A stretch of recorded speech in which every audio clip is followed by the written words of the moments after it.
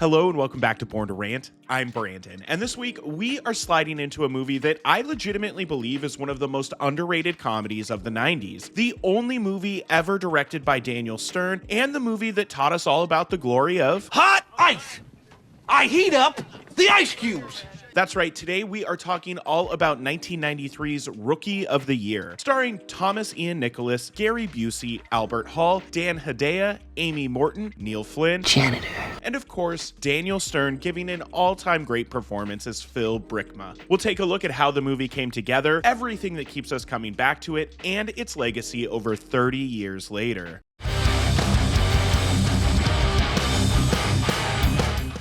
So let's just get this out of the way here. I'm not really a sports guy. I don't hate sports, but I don't watch them either unless I'm around friends who want to watch them. It's just not my thing, but I did play baseball as a kid, and much like Henry, I absolutely sucked. Which is probably why I liked this movie so much as a kid. Honestly, this and The Sandlot were like neck and neck for me as far as favorite baseball movies as a kid went, but as an adult, I think I'd take Rookie of the Year every time, if only because it has insane lines like this. Pitcher's got a big butt. That just make me laugh super hard. And I mean, the movie is also just pure wish fulfillment and magic. And I remember as a kid, it really captured my imagination. This movie is also immaculately directed. Truly, Daniel Stern has such a grasp on the visual storytelling and language that the movie is going for. Like when Henry first makes his way to the pitching mound, and we get this great towering shot of Albert Hall as Sal Martinella, and the little detail of his voice being slowed down and deep makes it extra perfect.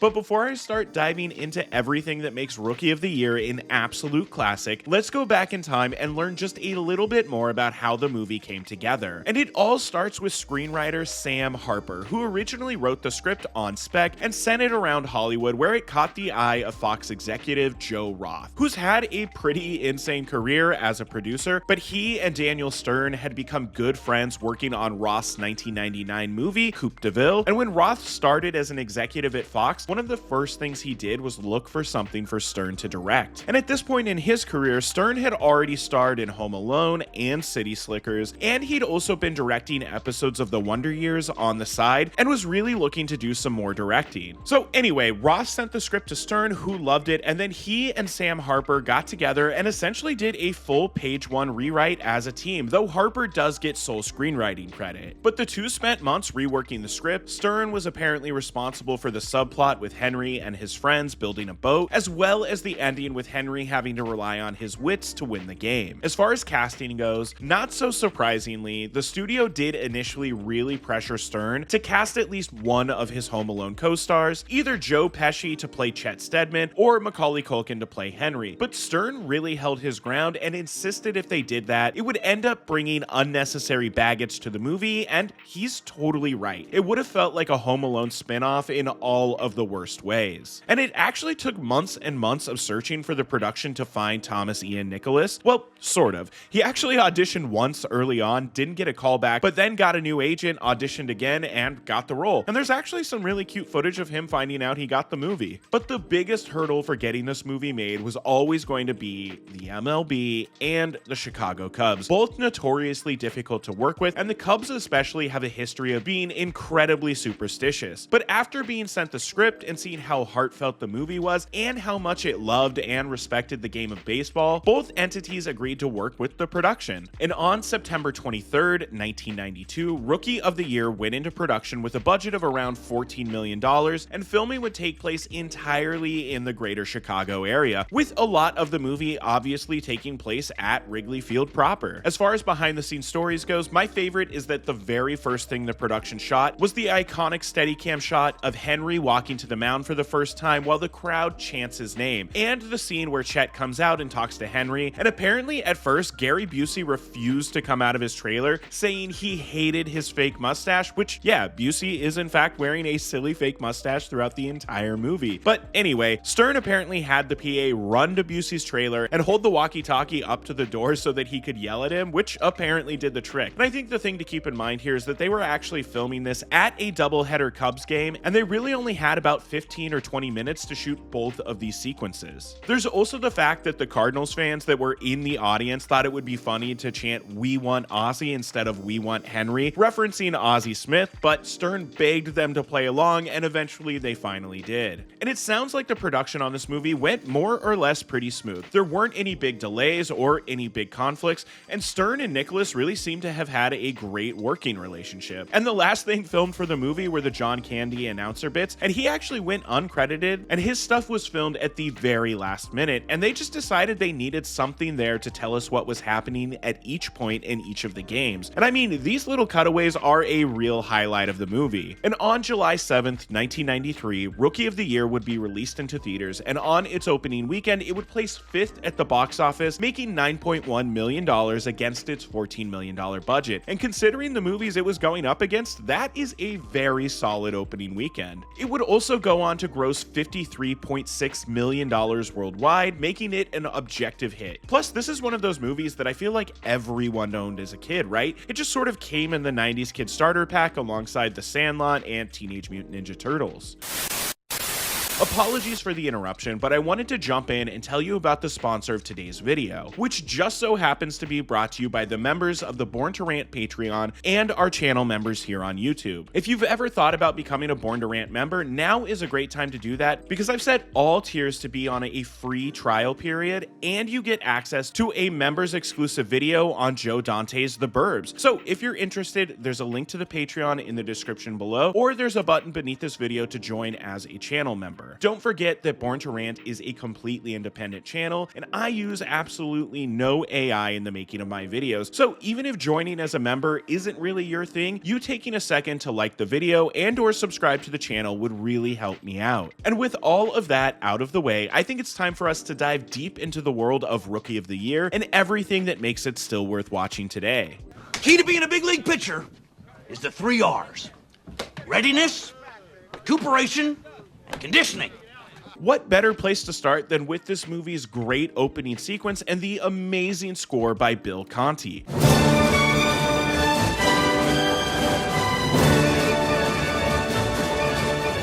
Conti just perfectly captures the kind of old school sports vibe that's difficult to explain. But when I think about this movie, the score is one of the first things that pops into my head. But we open on this great opening day montage, followed by a quick introduction to John Candy, and then we meet Henry, Patrick LeBrec as George, Robert Gorman as Clark, and Amy Morton as Henry's mom, Mary. And I like that the movie instantly sets up the idea that mom was a softball pitcher, but it's very subtle. Although, I gotta be honest, in rewatching this movie, this was the plot line that worked the least for me. I mean, it's still effective at the end of the day, but it feels like it could have been set up a little bit better. I also have a theory that the scene we see later on in the movie where the boys are putting the motor onto the boat was originally supposed to be part of this opening sequence because it's the only time we see Henry in his pirate's uniform and jeans outside of the first couple of scenes and the final scene. Also, I love the idea that Henry would be the type of kid to try and play Little League in jeans rather than just getting baseball pants. So we meet Henry, and then later that day we see him in action at his Little League game where things don't really go great for him.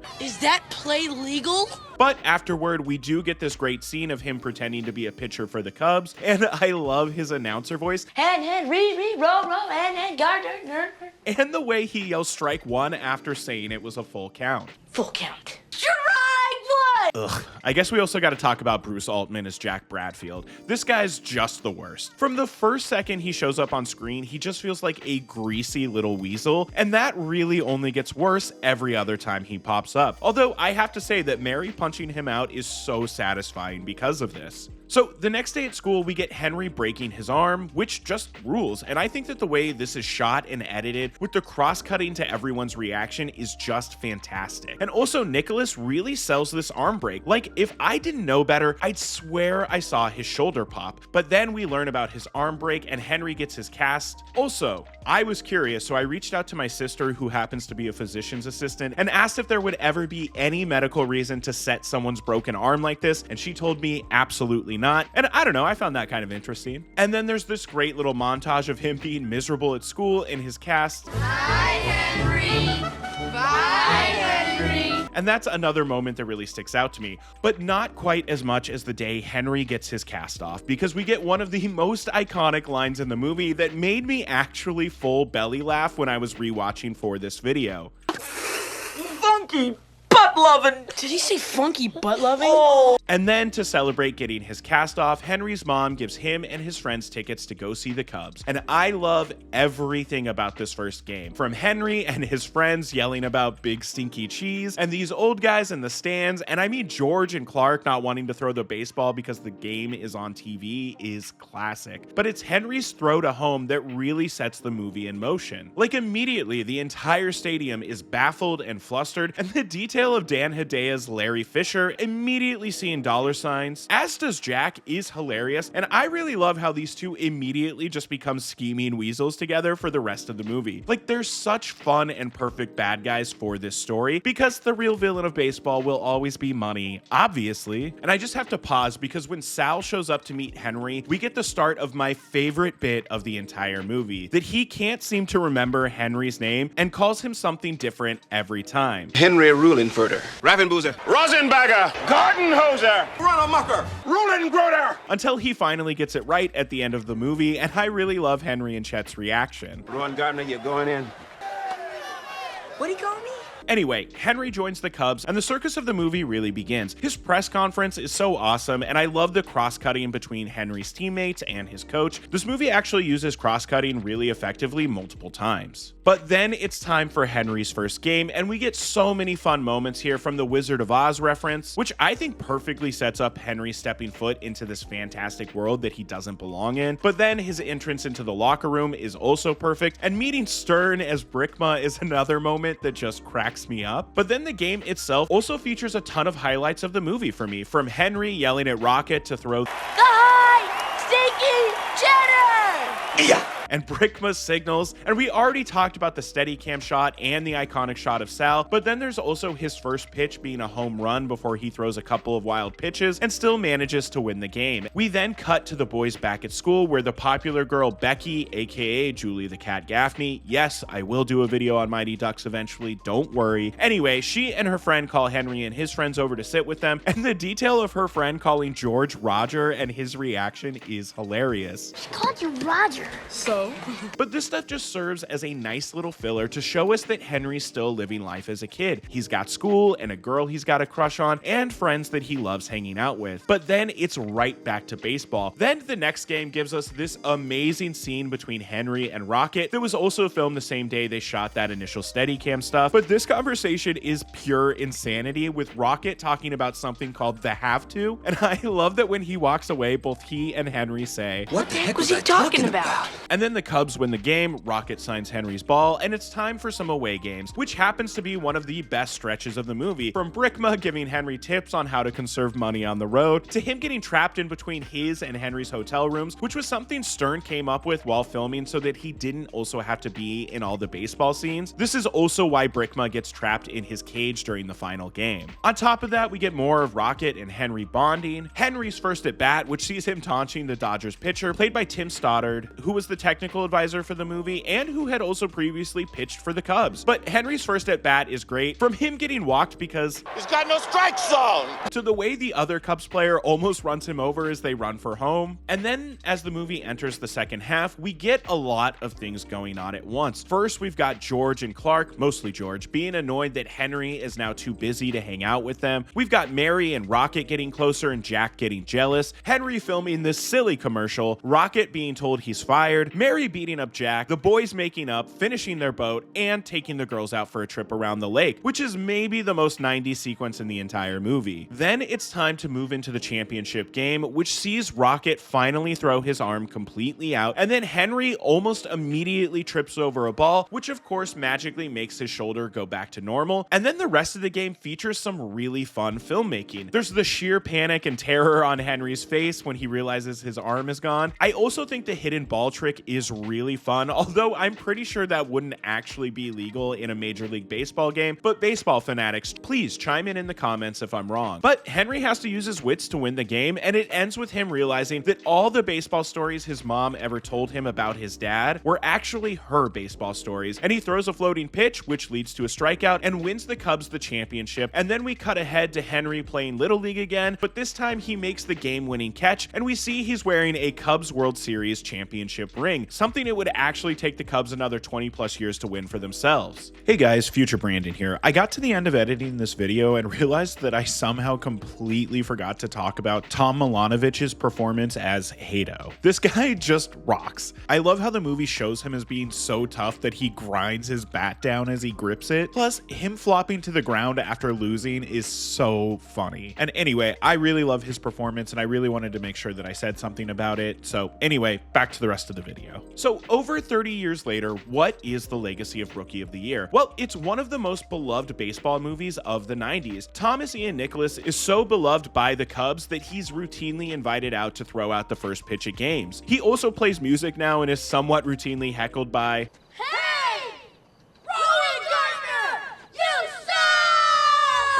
apparently back in 2018, it was announced that Fox was gearing up to remake Rookie of the Year, but after Disney acquired Fox, it was completely wiped from the board, and personally, I don't need a remake or even a legacy sequel. This movie is perfect as it is. It tells a complete story, and I just don't need to check in with any of these characters again. Unfortunately, Daniel Stern still hasn't been given the opportunity to direct another movie, which is a real shame, because I think he's genuinely got a great eye for directing. But let me know in the comments, what do you think about Rookie of the Year? Would you be interested in a remake or legacy sequel? What quote do you find yourself yelling all the time with absolutely no context? If you've made it this far into the video, thank you for watching. It truly means the world. And as always, a very special thank you to my supporters over on Patreon and my channel members here on YouTube. I really couldn't do it without your support. Please don't forget to like and subscribe. It really helps smaller independent creators like myself out. And that's going to do it for Born to Rant this week. Okay, thank you. Bye-bye.